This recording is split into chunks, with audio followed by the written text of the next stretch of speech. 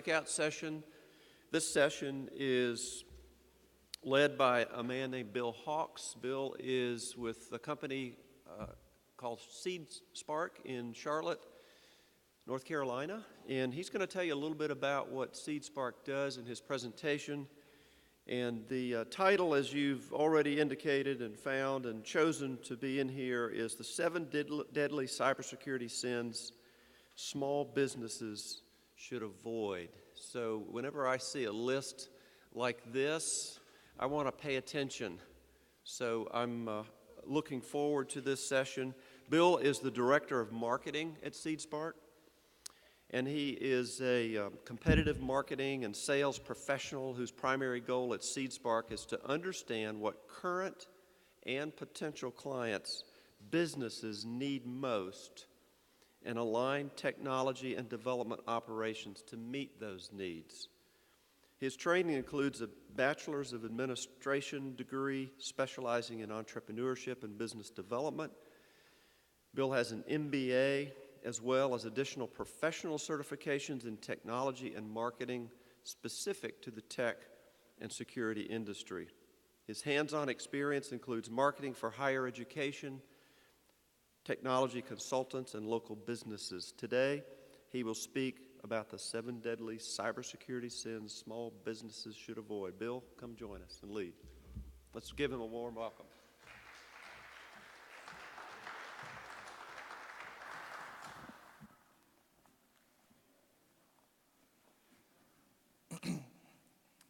Well, good morning.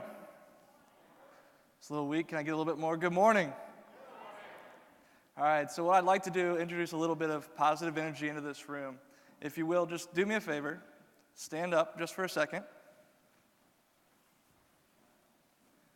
And I'm going to count down 3, 2, 1, and you're going to give me one clap. So 3, 2, 1.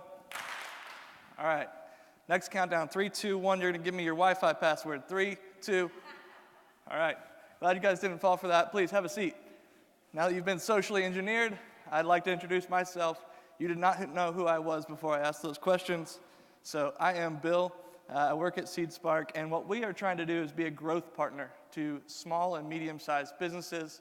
And I'm going to define that a little bit later as to what that is and what that really means and what are the unique challenges that they have.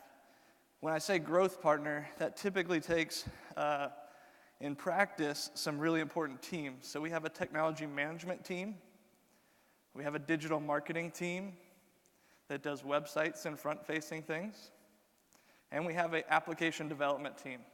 They're building everything from iOS applications to .NET web applications that run the core data of a business. We're doing data integrations from one thing to another. We're moving accounting data from an old disparate system into a brand new one. So that's a little bit about SeedSpark. If you're going to participate at all, I encourage you to follow along on Twitter, Instagram, let people know what you're learning, and ask questions, those kind of things. That'd be great. So my presentation today is going to focus on a few core questions. I want to define what SMB really means. And I'm not talking about the Microsoft protocol to communicate with a server, okay? I'm talking about small and mid-sized businesses. We're going to define that.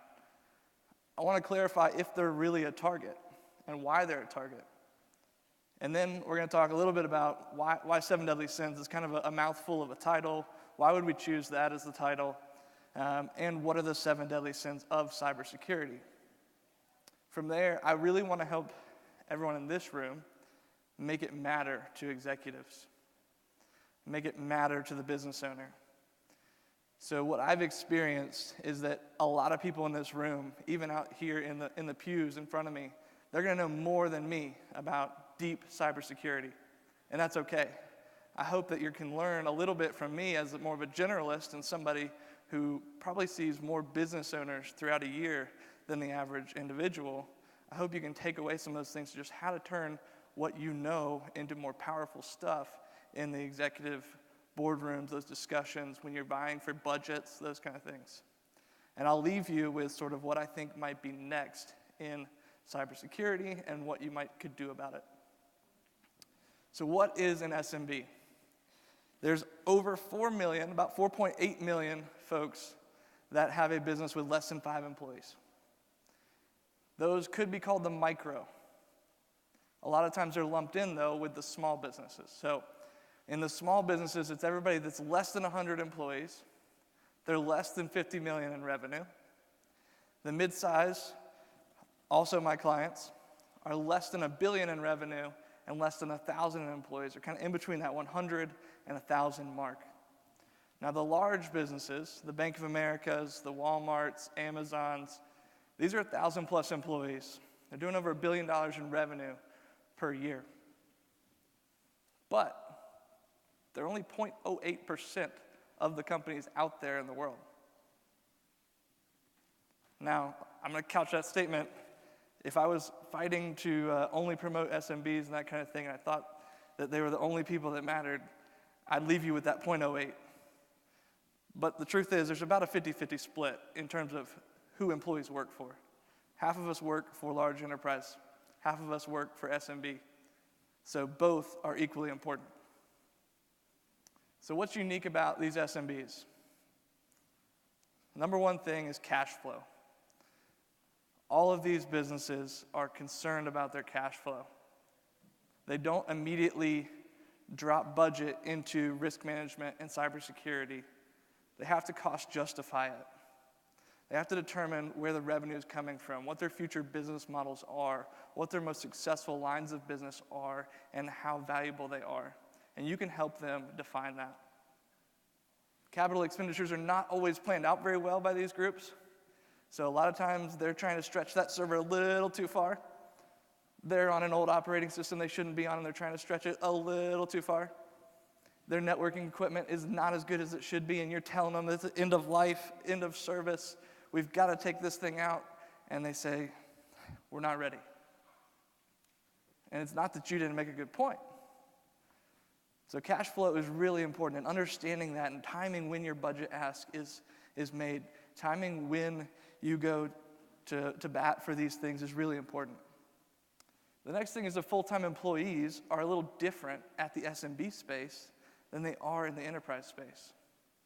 So the full-time employees at an SMB typically are challenged by this depth and breadth conundrum, right? So I can decide to be a specialist and go really deep, or I can try and climb the ladder by going really wide and understanding what all my colleagues do.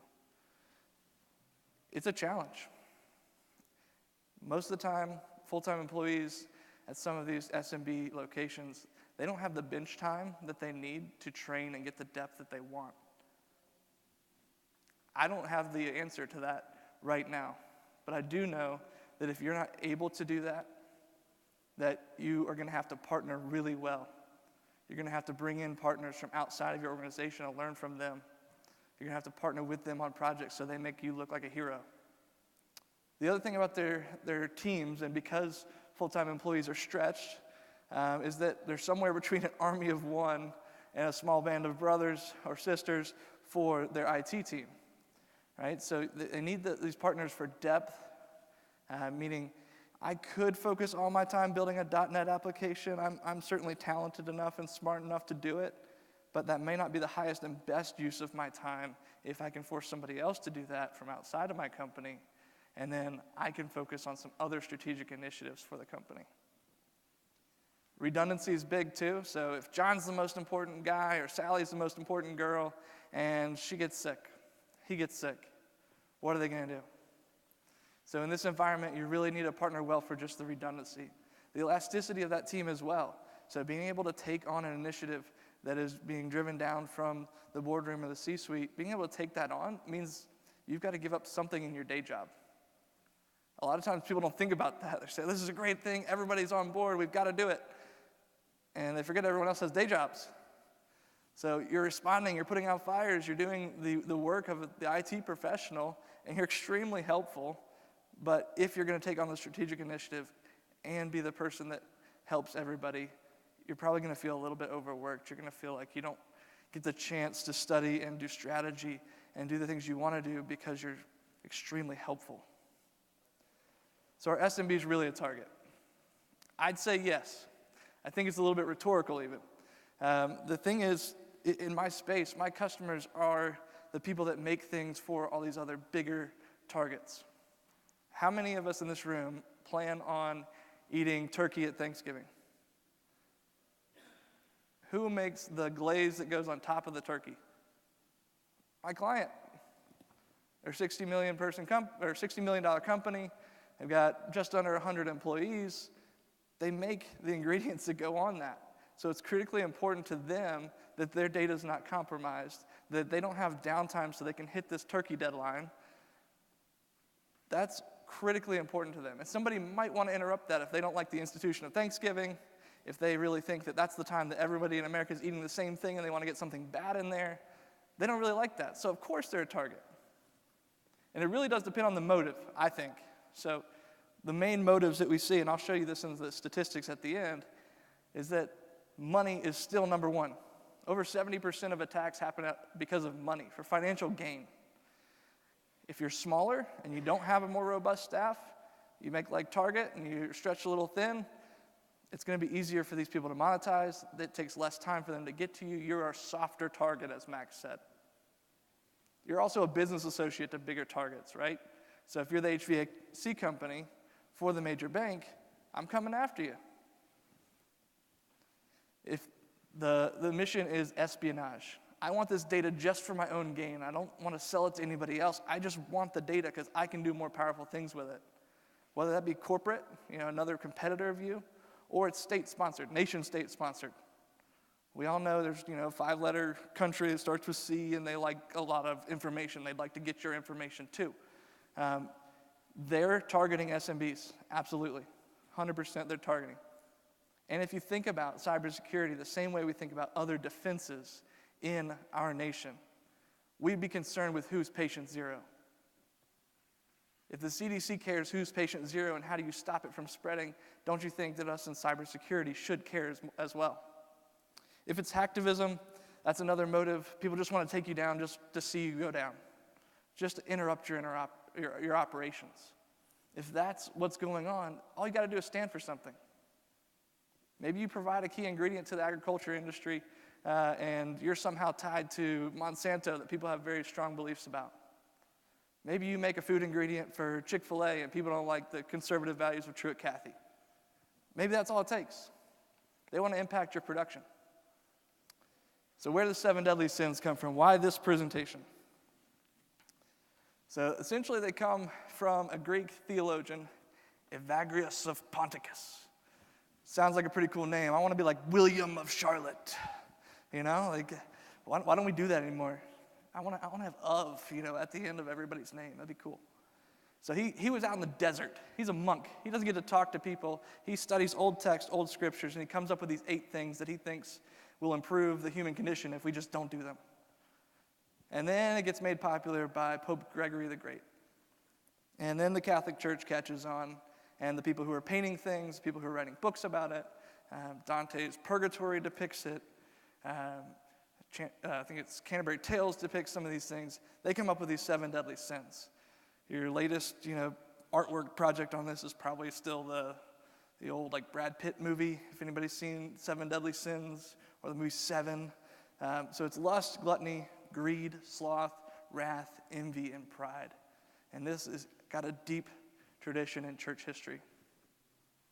So the 7 deadly sins of cybersecurity, we're going to go by one, so I will go very quickly through this slide here. Lack of backups is number 1. Poor security awareness, number 2. Weak passwords, number 3. Failure to update your infrastructure, number 4. Lapsed endpoint protection, number 5. 6 is neglecting your digital presence and your cloud assets. Everybody thinks it's going to be great. Go to the cloud, we're good. Think about the security implications of that. And number 7 is declining to invest in cybersecurity insurance. So first, backups. Everyone knows what's happened the last 18 months with ransomware in our space. Ransomware has been crazy the last 18 months. From CryptoLocker and kind of the beginning stages to the different variants of Petya and WannaCry, all these different things out there that essentially keep you from being able to use your files the way you want to use them. The nice thing about this is go ahead and predict that you are going to be attacked. Assume when, not if, and tell me if your backup and disaster recovery wins. It should win every time if you're doing it right. We've got to stop thinking about our attackers and our hackers as the enemy of us and start thinking about downtime as the enemy of the business, right? So if you could change your mindset to think, I'm going to be attacked, it doesn't matter exactly who, it just matters that I know that I get attacked and that I contain it and that I stop it and that I recover from it. That'll put you in a better security stance than just trying to find out who it is that's going to attack you. So your BDR checklist, your backup and disaster recovery checklist, sometimes people call this business continuity when they're selling it, just so that they can remind you that your business will continue to grow. It's off-site and on-site. I don't want to see people kind of changing out tapes anymore and, I took this tape and I threw it in the safe, behind the server. Get something that's off-site, please. You should be leveraging virtualization so that you can run the core of your business with your BDR strategy. Now, this has some implications in RPO and RTO. So RPO being your recovery point objective. Maybe I don't need the software that my R&D guy uses, but I definitely need the software that processes my customer orders because my customers can't know that I'm having a bad day. So think about the core of the business, and if you can get it into a virtual machine, and you can move that virtual machine from this server to the spare server that runs your BDR appliance, and then into the cloud-based server, and all three of those instances, you could essentially run that core piece of software. I want it to be tested and truly verified in the small and medium-sized business, and a lot of times, IT professionals that are in this space, they don't have the bandwidth to go and test and run this. This would be a nice to have. So if you can partner with somebody that tests this thing every single night and actually tries to boot it and tries to see what happens when you run an entire software on it, that would be really important. Your response plan should have lots of communication hooks in it. So how are you going to communicate with your employees? How are you going to communicate with your customers? How are you going to communicate with your partners or the public? Is it enough to put something out on Twitter and say, hey, we're having a bad day? Or do you need to maybe engage someone else in the legal team to decide how much you're going to say and what it is you're going to project as what we're doing next to stop this from happening again? And last on this topic is think about securing the DR data too. It would be really terrible if we told all of our employees, hey, for the last half of this day, you're going to have to log in a little differently, and they start logging in a little differently, and they're getting to the DR data that's hosted somewhere else, and we forgot about all the security protocols that we used to have on this core infrastructure, and we updated them, and they've gotten better, but we left the DR strategy behind. So a real-world example of this. Customer one is someone who builds your house. They do siding, they do framing, they build the houses in the Charlotte area, in the Asheville area, all around the Carolinas. They engaged with us when we offered them a new BDR strategy. In fact, the executive said, why didn't you tell me about this sooner? How much is it going to cost me per month? And we moved on from that. They had an issue where a human caused a crypto variant to get in. It got in all the way to the server. We couldn't stop it because a human let it in. It was authenticated. It was fine. So what did we do? Well, it was around 10:30 in the morning. We told everyone to take an early lunch. We're going to boot from our virtual copies, and we're going to run the business the rest of the day on that. And then after 6 o'clock, we're going to come in and remediate everything we can, make sure everything's secure, and get you back up and running on your core infrastructure. Customer number two. Maybe we call them customer number dumb. I went to them with the same BDR strategy. Said, I want to put this appliance here. It's going to, take this virtual machine there, and then it's going to go to the cloud. We had it all drawn out on the whiteboard. He said, I'm too busy, and I'm really kind of offended that you would want to put another server in here, and you're trying to up my monthlies. And it was almost like taking a machine gun to a guy in the Revolutionary War. He's like, I'm reloading. I've got something better for you, please. And what happened with him, same thing, a human let in a crypto variant. And when this crypto variant got in, it crawled to all the different places in the network. And their next 3 to 4 days was basically take all the computers off the network, take the server off the internet, and then we reloaded operating systems for 48 hours to 36 hours, or 48 to 72 hours. It was brutal. It was brutal. So poor security awareness by employees. This is a tough one. It's tough to stop everything and train everyone, right? But if you think about social engineering, phishing, dangerous links, web browsing, access controls, these are all things that are really critical in the SMB space. So it's our fault. It's a sin if we don't teach our employees how to deal with this. If your employees don't know about password management, you don't have a protocol or a process in place for them to secure those passwords in an encrypted vault, or to use certain types of passwords that are more complex and take longer for computers to hack. That's our fault.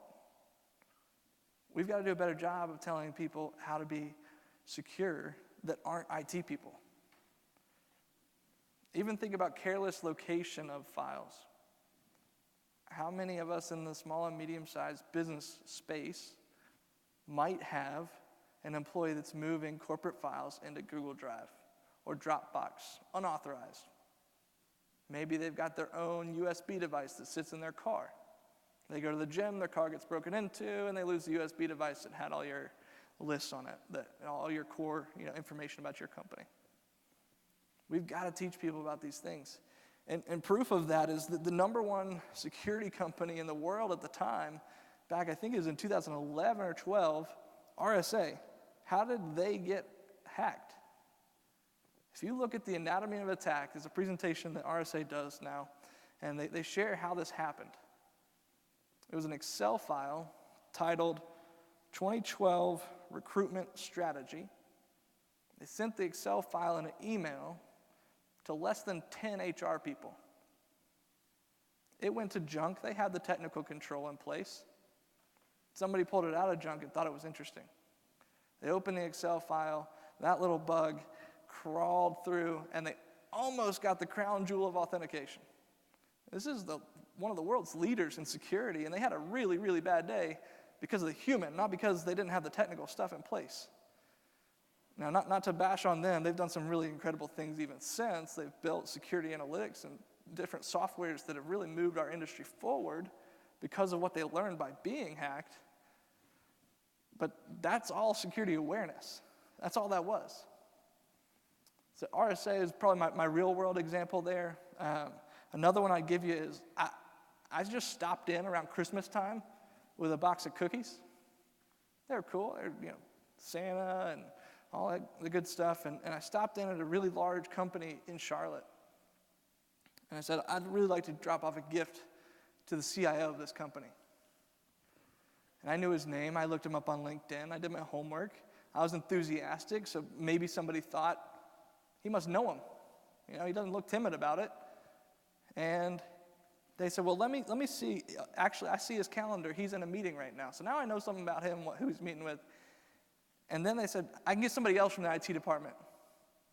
They'll walk you back there. So I got somebody else from their IT department, no less. These are guys that should know about security awareness. He walks me back all the way through the IT department. I see what on everybody's screen, they don't know me. He walks me all the way up to the second or third floor of this building, and I go into the CIO's office, and he says to me, are you good? Yeah, I'm good. You know your way out? Yeah, I know my way out. I'm in the CIO's office, man. Like that blew my mind. And I'm not a technical hacker. I cannot execute a full-length penetration test. But I could have done some things in that environment with access to his office and every office on the way out that would have been really, really bad for them. Now, luckily I didn't, but still, that's part of the security awareness challenge that we have. Weak passwords are really, what I view as number 3. You heard it from Mac, so I won't really repeat it, but if you're not using multi-factor or dual-factor authentication, that's a huge, huge initiative for you this year. Rotation of passwords is something that we debate in our industry all the time. If you rotate them too often, people choose easy ones. I get that, but you also have to think about people are dumping data on the internet, and you want that data to somehow expire and to be no good anymore. So even if you just rotate once a year, please rotate passwords at some level that it makes sense for your organization. Complexity of passwords, we know that people with enough computing power can guess a password. If you go past 14, it gets a lot harder. It takes months and years and decades rather than a couple days on a laptop. And storage of passwords, use something like LastPass, OnePass, something that's encrypted, an encrypted vault. Give that tool to your people. So real world example of this, had a presentation unrelated to cybersecurity. We're talking about app development. I walk into a group that does property management for some really large buildings and areas in Charlotte. We had to use the conference room. And I walk in, it's conference room 1. We all sit down, there's about 8 people at this table, and nobody knows the password to the PC that's in there. So one of the very nice people in that group decided they would go find it out, and they would walk down the hall and talk to the IT people and figure it out for us. So I decided, why not see if we can think about the password? We tried password 1, password exclamation point, and on my 4th try, I tried conference 1, because that's the name of the room, and on my 5th try, I tried CONF1. Bingo. Got it. It was short, and it was related to something I read on my way in. That computer was not just a conference room computer, it had access to the domain and the shared drive of the whole company. It was not good. So this next one is, failure to update your network security appliances. It's hard because executives don't always see this stuff. It's buried in some other closet, or some other area of the business they don't really think about. They just want fast Wi-Fi and they want it now. But if you're not doing a regular vulnerability scan, then you should, because it's the best way to get it onto paper and show the rest of the team what's going on in the network and how exposed you are. You can use percentages and pie charts and really get into the nitty-gritty with folks that normally wouldn't care that much about the network equipment. Your network equipment, whatever that security appliance is, should have advanced malware protection in it. It should have intrusion protection and intrusion detection in it. You want to update this hardware, especially at the times when people are thinking about throughput. People are thinking about how much bandwidth can I get in this building? Well, guess what? Your security appliance can only do a subset of that because it's processing packets, right? So maybe that security appliance only gets 250 through, but everybody wants gig speeds at 1,000. That's a great time to go and leverage this discussion. Take advantage of cloud-based configuration that's always updating and being pushed down. Take advantage of this because you can log in via a web panel and administer some of these devices without having to plug in or write, command line or go out to some of the disparate branches that are, around your organization. This is really important for SMBs to take advantage of this software-defined network or this cloud-based configuration. So a real-world example of this, this company essentially provides a service to thousands of other companies that have buildings with fire equipment, sprinklers, that kind of thing. And they had a big-time issue because their phone company and their internet service company were the same, and they had done the initial configuration of that network appliance, the main gateway into that building. And we did a free vulnerability scan, told them, you got some issues here, there's some ports that I don't really like being open, you're gonna be subject to an attack probably sooner than later. And they didn't want to spend the money to change to a different security appliance. They thought that, you're taking me to the cloud, you're doing this stuff so you get the monthly or the yearly, on that security license and the software that goes with it.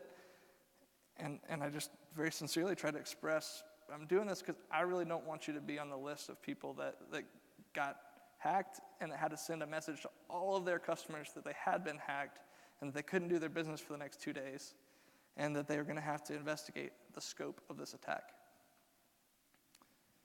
Lapsed endpoint protection. I think it's really easy for us to assume that the core infrastructure is our most important job. And it's probably more fun too. If you think about it, it's what adds depth to our careers as IT professionals. It's more complex, it's more fun. But the desktop might be the softest and easiest target because somebody's taking that laptop, they're walking into Starbucks, they're doing all kinds of things with it. And the thing is, we're not as concerned as we used to be about patching, and we should be. Patching and updating those operating systems are critically important. Your antivirus and your malware should be pushed down and updated all the time. Too often I talk with executives that think, well, I bought this and it had antivirus and I'm covered, right? Well, no, it's a proactive thing that has to happen every week. We have to update signatures. We have to give you better malware protection that thinks about, the way things, are used on your computer, monitors computing power and finds anomalies. We have to help you patch things whenever somebody finds a bug, and then Microsoft gives us a little help to get that thing solved. That has to happen weekly. So a group like SeedSpark would have to have an agent on that computer, or you in the small business should have an agent on that computer if you're running IT for them. And you have to go check that list. If you've got 1,000 computers, you've got to see what's my percentage of people who've been patched in the last 30 days. And should I be calling them and emailing them and texting them and saying, hey, can you leave your computer on tonight? Leave it on. Connect to the internet. I'll patch it for you. The agent's going to do it for you. But if you're not thinking about this can be the one that gets you. So a real-world example of this, Max kind of stole my thunder on this because it was the HVAC computer that wasn't patched, that was running an old operating system. And in fact, the software that the HVAC company used, they kept saying, well, we can't update that because it'll knock our software over, and then we can't control the heating in your building. And this computer was sitting at a country club. And this country club was serving some of the people that work at the big banks, serving some of the people that own the small businesses. And their HVAC computer was the only thing that was in the vulnerability scan we did for them. And that was really the true problem. And it was completely solvable. Completely solvable. Within the next week, it could have been solved. And because the HVAC company didn't care, because the country club didn't get it, they were going to have issues with that. So do that vulnerability scan and see if it might just be the PC that gets you. Second to last is really neglecting what we've done by moving things to the cloud. We sometimes forget that we have a digital presence, that we have this cloud presence because, well, that's their job. They're supposed to take care of the security. But I'm going to show you a little model here, hopefully, so that you can see sort of that in cloud, in evaluating cloud, you've got to look at your partners. You've got to look at the infrastructure that it rides on to get back to you. You've got to look at your policy and your process for telling people how to use it the right way, how not to put certain things up there that shouldn't be up there, and how not to drag certain things down to the local device that shouldn't be on the local device. You've got to teach people how to use this. Teach people not to leave certain stuff on their desktop when it should be in the shared drive. So we want you to kind of have a cloud evaluation methodology in place. We want to see collaboration between partners, solution architects, network infrastructure people, and deep cybersecurity experts. If you don't bring all those people to the table, you're bound for some rough rides ahead. So this is sort of the little model that we have for you. Has everything to do with access, policy, software, partnership. At the middle of your cloud strategy, you should have security. And here's what happens in a lot of SMB spaces. is the concept of shadow IT. Shadow IT is when the marketing guy wants a new software. And he's savvy enough technically that he's going to go evaluate that software and do it himself and start using it, putting customer data in it, putting all kinds of other stuff in it. And the IT guys haven't really truly been consulted. The lady that runs IT hasn't been consulted. She hasn't been brought to the table. That's a deadly sin. So go to the cloud, it'll be great, they said. Now the house is on fire. Because we just assumed it was somebody else's job at that point to take care of security. It's our job. It's our job in this space. And last but not least, declining to invest in cybersecurity insurance. Funny thing happens when you start doing this. You start looking at cybersecurity insurance for your company. They start asking you questions that you might not have already documented. It's really important that you start documenting at that point. Because they're not going to give you a very good rate, and they're not going to be able to insure all that you have if you don't have an inventory of what hardware and software is in place. If you don't have a policy in place of who gets that first call when we find out something's wrong. So meet with your insurance advisor, please. Ask them about cybersecurity insurance. If you don't know one, email me, I'll introduce you to one. When Max talks about calculating risk and being able to have that risk discussion at a business level, this person could be a real ally to you because they're going to ask you the questions before your executive team does. So calculate the risk. Think not only about data loss, but about productivity loss and goodwill loss, okay? So if we're going to make it matter, if all these 7 deadly sins are going to matter to our executive team, then we've got to kind of go with them in mind first versus the, oh, by the way approach.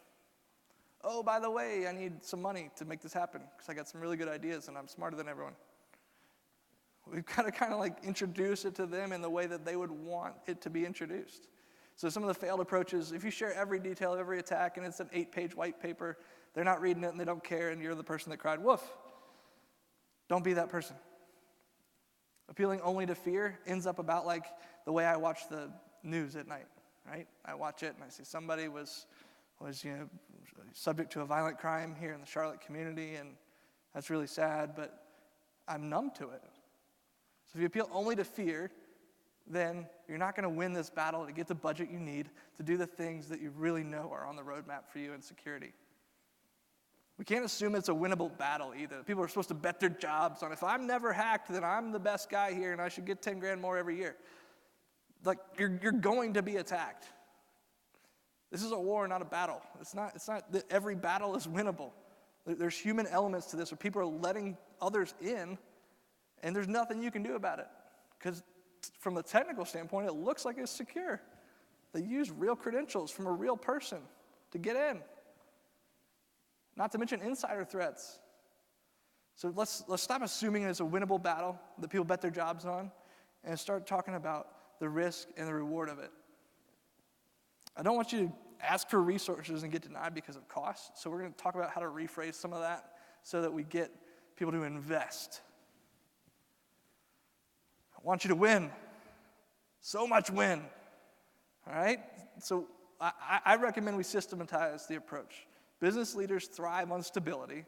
They thrive on predictability. You can look at the economy, and whenever things don't really change much with governance and regulation, the economy seems to kind of ride along.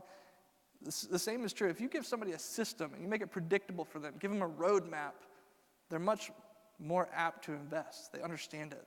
They like the predictability of it. Remove the emotion from it. Assume when and not if. And convert your thinking from cost to investment. Easy place to start. The National Institute for Standards and Technology, they've already outlined this all. Smarter people than me have outlined this. And they've made it in a way that uses language for business executives. They've made it in a way that you don't have to get it perfect. If you've got these 5 buckets in your strategy, and you know that one of the buckets is weaker than the others, that's okay. You're not going to have every technological advantage in every single bucket. That's okay. They've made it in a way so that you can always be reviewing these 5 different areas of your approach to cybersecurity. You can always be doing projects to interject better security posture into the organization. When I say remove the emotion, part of this is removing some of the grumbling or gossiping about why people don't get it. Oh, they just don't get it. Take problems up. Don't spread them out. That makes longer grudges, longer enemies. Take the problems up. Restate, clarify. You had a meeting, they didn't get it. Put everything that just happened in that meeting into an email and say, I'm gonna follow back up with you in 2 weeks. Just put it in the email. Say, I understand this is not a good time right now, and this is what we talked about, and here were your reasons. Go do a little bit more research and reply all back to that email 2 weeks from now. Say, I've been thinking about this, and here's why it's so important. Speak their language.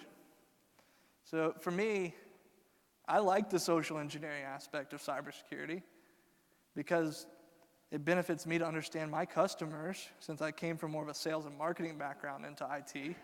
And now I've been in it for a while, but I came from the sales and marketing background. So I like that social engineering. I'll challenge everyone in here that's actually a true IT professional and does the hard work of turning wrenches and maintaining environments. I challenge you to go to the LinkedIn profile of whoever it is you report to or whoever is on the C-suite with you if you're a CIO.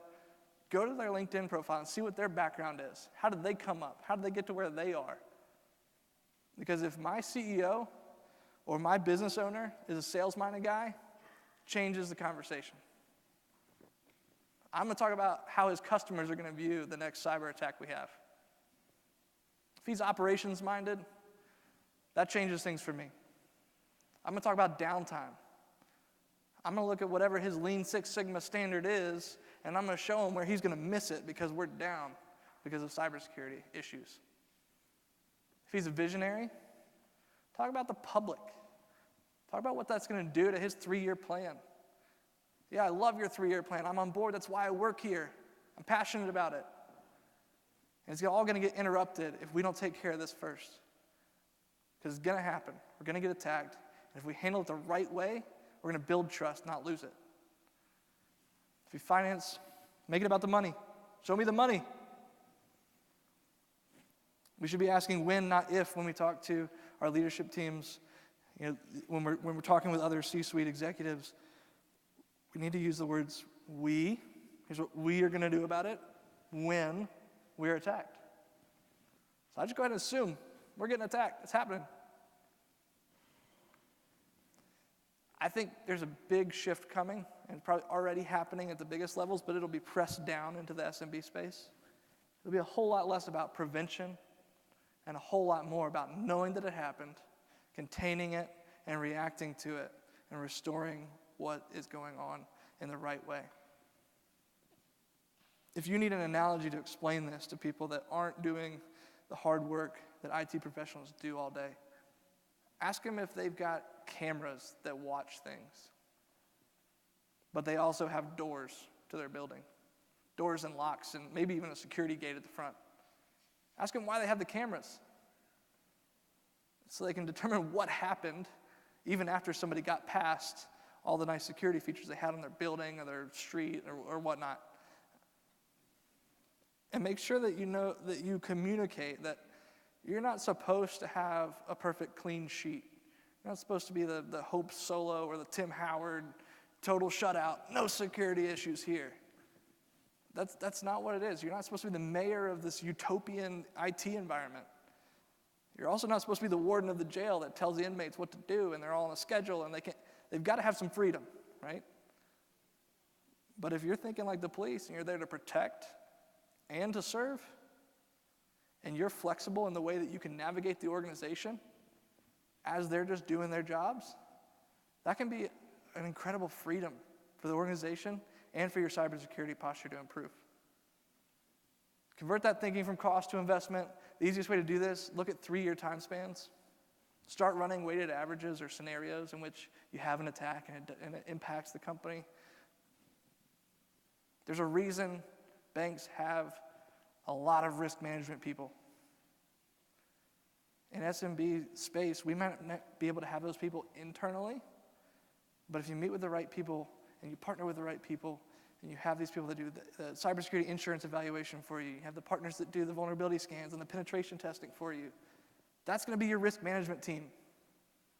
Build that out, quantify it, partner well, and let that be your risk management team. Think of it as an investment. It's going to get you through the next 3 years without a bunch of negative numbers on the balance sheet. So what's next? I think the best things we can do as IT professionals to help the rest of the organization understand where we're going and what we're facing is share statistics and create a roadmap. You're not going to get everything you want on your cybersecurity list on day one when you ask for it. Spread the cash and the investment out over time and kind of share your vision, and we will become more secure together. The reality is, in the SMB space, we've got enemies that have incredible debt leveraging ability. We've got nation states that are trying to get into our stuff that have essentially an unlimited budget because they can print money, they can play in Forex, they can do different things to change what their money's worth, and then just pour more money into the people that do the hacking for them. So share your vision to go up against these guys in the right ways and share the statistics. So one of these stats that stood out to me was there's 75% of these, this is from Verizon, by the way, the Verizon security breach report is really good. Every year it comes out, and if you'll just even look at the executive summary and kind of digest that, it's really helpful. 75% of attacks are from the outside. Now that's, not surprising. I think what's more important there is the number right below it. 25% involved internal actors. So that changes my mind a little bit about the, when versus if. Because how are you supposed to stop a person that actually has the right credentials and actually has the access and should be able to get to that? So think about how you're going to not stop them, but at least react, respond, remediate. What action are you going to take after the fact? So lots of these happen, via hacking. But you had some social ones, a ton from malware, and some that were errors that could have been easily prevented. Who are the victims? So if anybody's giving you the feedback that, well, our industry is not going to be hacked in that way, nobody's coming after us, they're coming after Bank of America. Share this with them. The victims are pretty spread out. Yes, finance still leads the way in who's getting attacked. But you see tons of people are in this 10 to 20% range. Share this. Big thing here, that stat at the very top in orange talks about email. 66%, is that right? 66% were malicious email attachments. So we need to think critically about how we use email and how we teach people to use email. It sounds kind of funny, like let's have a seminar on email or let's have a training on email. That might, even offend some people, but it is really important that we teach people about some of the scams that are coming through. That wire transfer request, you need to teach people that when that thing comes in, I don't care if it looks perfect from that executive. And it's for a vendor that we use all the time. They're on the approved vendor list. I don't care if it looks perfect. You have to call that executive back or text that executive and say, is this approved? Tell me what PO number that's going to. Match it up. Have a policy in place. So I'll leave you with this. I think your budget is going to change in this space, the SMB space. The small and mid-sized businesses, they're going to have to change their budget from prevention to really about detection and response. And I think that budget has something to do with how they partner, but also what tools they're going to be able to have in this space. App and web-based vulnerabilities are going to rise. You saw it with Equifax. What got them was an Apache update. 2 months that went by, they could have patched it. They could have taken care of it. Furthermore, they launched another site so you could go check and see, was I hacked, was I impacted? And that site had a problem, web-based problem. That site, I guess, was, if I understand it correctly, it was telling people, hey, here's some Adobe stuff that you need. That's not good. Shadow IT. Marketing is consuming a ton of data. Sales is consuming a ton of data. If you want to make that data, meaningful information, go meet with these people. Make sure that shadow IT is not taking over your organization. Skill gap is huge. We know that. That's what Montreat's all about. We're essentially unemployment zero. So we got 200,000 jobs to fill. It's a good spot to be if you're in cybersecurity. The IoT opens up a whole other surface area to attack. End users still need more education. And last but not least, passwords are shifting. So we're shifting from the traditional characters. Now we're able to do spaces in a lot of places. Didn't used to be able to do all that. We're shifting from passwords to biometric, face, finger, eyes. So think about how that's going to affect this SMB space as it's pushed down. Questions, comments? I think I'm just at time or over time.